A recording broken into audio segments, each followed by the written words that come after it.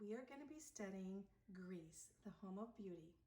We're in world history on chapter 7, and we're going to be going back in history to the year 2000 to 30 BC. Quite a time period.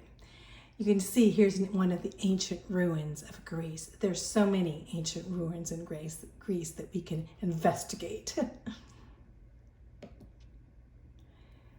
Romans 1:22. The ancient Greeks excelled in poetry, in politics, and philosophy, and aspired to greatness in arts, but they desired to exceed man's limits and fell into the trap of humanism. So, the Bible says in Romans 1:22, professing themselves to be wise, they became fools. So we know the greatness of Greece, but we also know of the fall of Greece. Ancient Greece. So if we look at ancient Greece, we're going to first look at this area is the Balkan Peninsula.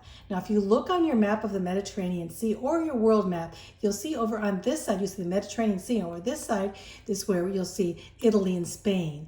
And on this side, you'll see Asia Minor, which goes into the common Turkey that is today. And so now we're going to look back in history. This was Greece. But it all is going to start on this little island of Crete, and we'll see why, history will start there. History in this area will start there. And the west here you see is the Ionian Sea on this side of Greece, and then you'll see on this this Aegean Sea on the east side. You'll see the Aegean Sea. Way over here, we'll see the Black Sea. And then you'll see Greece here includes this area. Ancient Greece included this whole area here. And we're going to be dealing over to this area too. And we'll see the city of Troy here.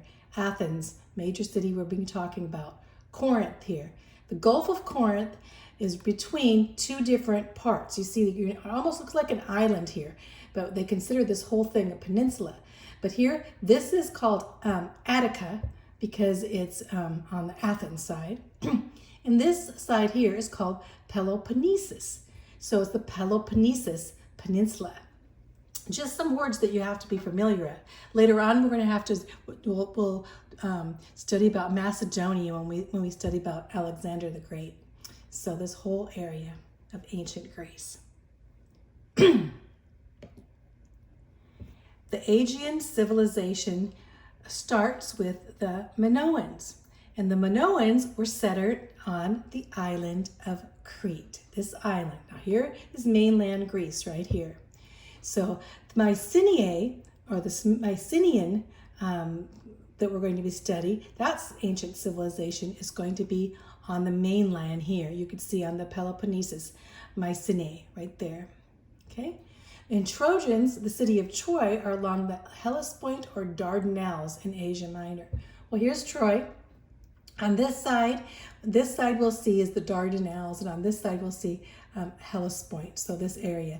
But mainly to focus on the Troy and Mycenae, and down here on Crete with the Minoans. So they flourished between 2000 and 1100 BC. We're going back a long ways. The Minoans were Cretans, and they were the first civilization in this area, the first European civilization after the flood, in fact. So it was unknown until Sir Arthur Evans. Whenever you have Sir, you know they're British, Sir Arthur Evans, a knight, an archaeologist uncovered the palace of King Mino at Knossos on the Crete in AD 1900. So 1900, we're in 2000, not too long ago. He uncovered this Minoan civilization that went way back in time on the island of Crete. And what a find! The Minoan frescoes. Well, not just the Minoan frescoes. What were the Minoans like? Well, they had excellent plumbing. They used drains and tiled pipes. They even had clay pots and bronze daggers with enamel on them and cups of gold and ivory carvings. A pretty magnificent culture, would you say? But they also were known for frescoes. And you see this fresco here. It looks like they're bullfighting, in fact, way back in time. They're doing acrobats on the bull, I guess. And so we have these magnificent wall paintings that tell stories of the Minoan culture. Minoan trade. Well, you can see, here's an old map here. And again, this is Greece, and this is the Peloponnese Peninsula, Athens. Over here is Troy. And over here, you can see this is where Etruria is, or you can say in Sicily, this is now the present time Italy. Africa's down here. Over here, we're going over to Anatolia and over to the Middle East over here. You can see how Crete now, this is where they found the ruins. In fact, some of the ruins were underground and under sea, I should say. Underground and undersea. Of course, they're underground, but undersea too. And so the merchants of the Minoan trade, they traded all over the place.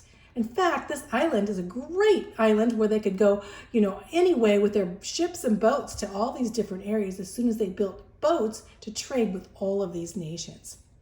And that's why they spread these advanced cultures. So 1400 BC, there was a sudden and violent end to the Minoan culture. They don't really know exactly how. They think possibly there could have been a volcano. There could have been some kind of great storm. They don't know. But also they had marauders that came in, and attacked. They would call them barbarians in certain areas and attacked to take them over. So we don't really know what happened to them because the Cretan writing still remains a mystery. So they haven't deciphered the Cretan language. So we don't know exactly. In fact, another mystery here, but we know that the Minoan culture flourished prior to this. But in 1400 BC, we don't see them anymore. The Mycenaeans. What about the Mycenaeans? Well, they were the next culture, and we focus on their culture on Greece, on the mainland Greece. So not only that they had to do with Crete, yes, because they overturned Crete, we know that, but mainly they stayed here. And you can see where the Aegean Sea and Troy is on this map. Comes the name comes from Mycenae. Mycenae is the city. And it's on the Greek mainland. Greeks of the Trojan War actually were Mycenaeans, and that was their ancient ancestors. And Homer's epics, which we're going to be discussing later, came from this area of the Mycenaeans. And also, they arrived in Greece about 1900 BC. You think of this as a long time ago. They were talking about the time of Abraham in Israel. So, and they took a lot of that Minoan culture. They have a similar culture. The Mycenaeans, they had conflicts, of course. Who do they conflict with? Well, we know they conflict with the people that were living on Crete. Now, the Minoan culture was gone, but there are people settled there. So in 1600 BC, they raided upon Knossos. Think of Knossos and Crete. Knossos is the city in Crete. And they conquered Crete. And then, later on, they were overwhelmed by Dorians. Who are Dorians? They were the barbarians. So they were the invaders that came in, probably with the Minoans, we don't know, but we know with the Mycenaeans, these barbarians came in and overwhelmed the Mycenaeans. So a lot of the Mycenaeans escaped to Asia Minor. That's over towards the area of Turkey, that area now. Escaped to Asia Minor and became known as Ionians. So whenever you have the name Ionian, you know that is going to be Greek. In fact, when you look in your Bible and you see the book of Ephesus, or that you see Paul talking about Athens, these are ancestors of the ancient Ionians.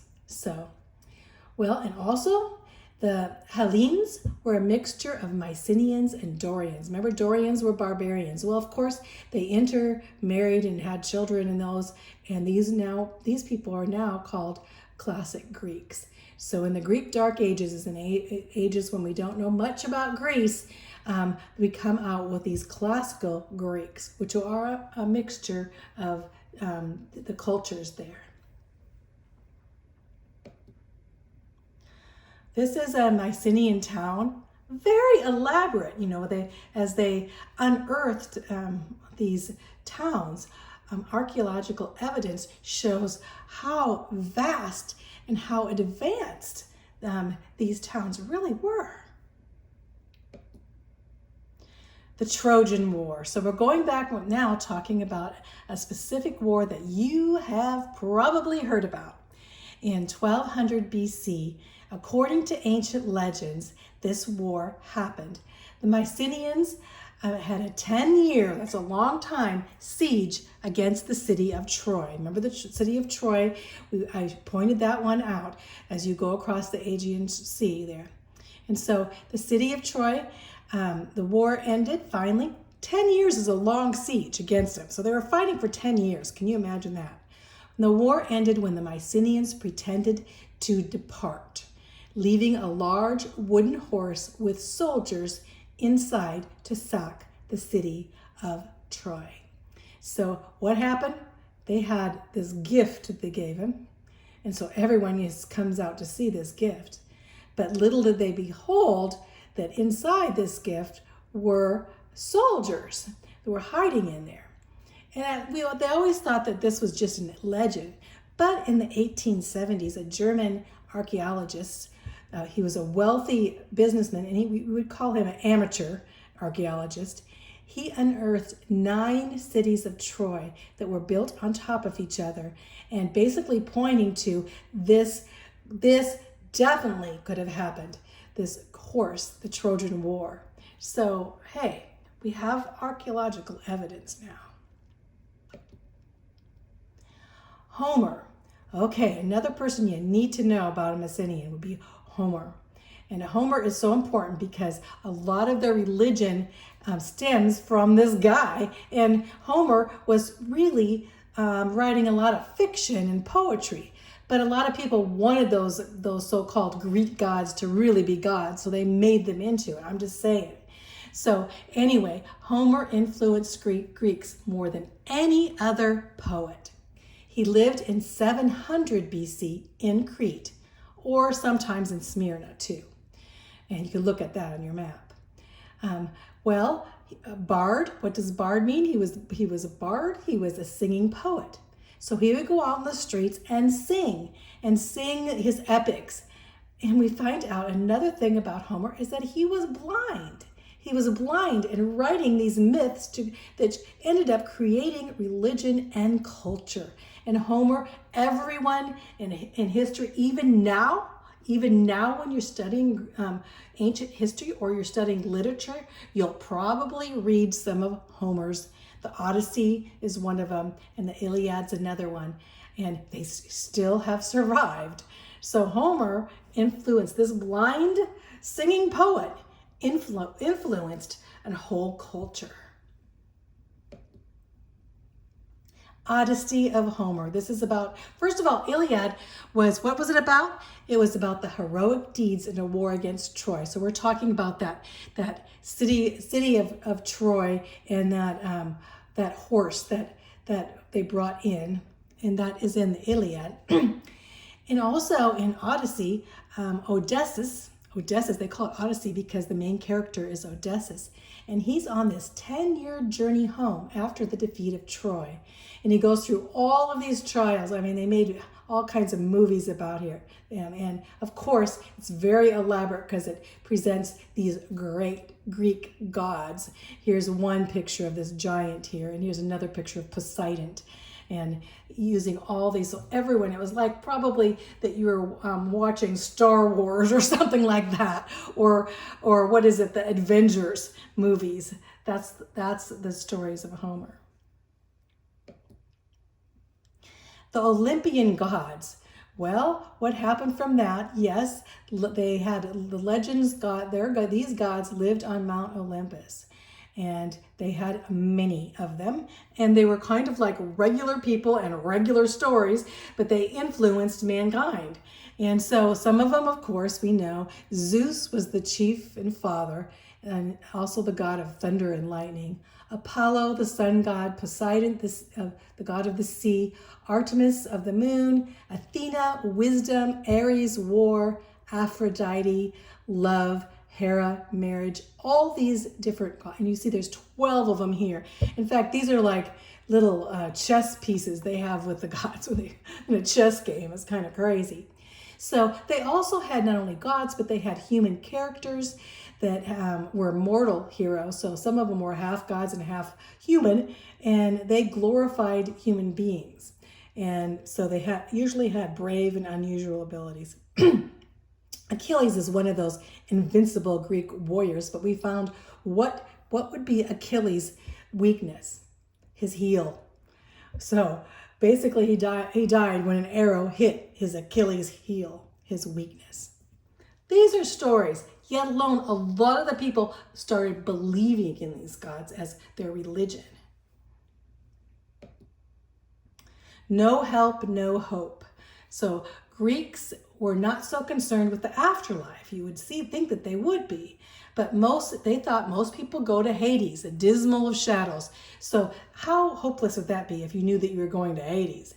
And some, if you were a hero, you would go to the Elysian fields, and that would be like bliss or heaven. So very few would go to heaven. And basically, there would be no offer of true freedom of the spirit at all. You had really no hope. The official gods did not speak of private conscience or nourish hope of eternity or give a norm of what men and women ought to be. There were no standards of incentives of living, which led to the fall of Greece. You know, they missed out right there by putting idols instead of the true and living God, and they had a hopelessness that led to the total fall of Greece. Look at this great God there to worship. Who would want to worship him? The Greek amphitheater. Here's a picture of the Greek amphitheater when you talk about Homer, but later on we'll talk about more, but how they got together, how beautiful this is over, this view here, but they got together in that Greek amphitheater and watched some of the first plays, I should say, or reenactments. The rise of the city-state. Before Homer, before these Greek gods, they worshiped their ancestors. And so their family ties were strong, and then they formed tribes. After the family ties, the families would get together and form a tribe. And then the village would finally form a polis, or a city. And then the polis would be maybe surrounded, by a hilltop fortress, would become Acropolis. So on the Acropolis, you'd have that flat top. You'd say flat top fortress. So that's when you have the words like Acropolis is an important word there, right? Polis is a city. Acropolis served as the seat of government and religion. And then the Agora was the marketplace outside of the Acropolis. All around the Acropolis, there would be people selling things. And then, of course, they'd have a gymnasium. The Greeks had the first gymnasium for physical training. They called it a gymnasium, but games of skill. And then, of course, you saw the amphitheater, and that would be their outdoor theater. That was their life. The city-state. Each polis and surrounding country would form a city-state. So you'd have each polis in that city, and all the surrounding you'd have a lot of city-states. In fact, there was 150 city-states in Greece. And these would be the sovereign political entry like God had given them to, or the gods at that time, because they weren't worshiping one true and living God. So they unified each other by being a cultural unity, I should say, by their language. They all spoke the same language, and their religion was in common. So when things are in common like that, they got together as these city-states. Anybody who did not speak Greek was considered inferior and a barbarian. So if you spoke Greek, you belonged to the Greek culture. Here's a picture of ancient Greece, another picture. The Olympic Games. Okay, let's stop right there, and then I'm going to go on to the next video, and we'll start with the Olympic Games.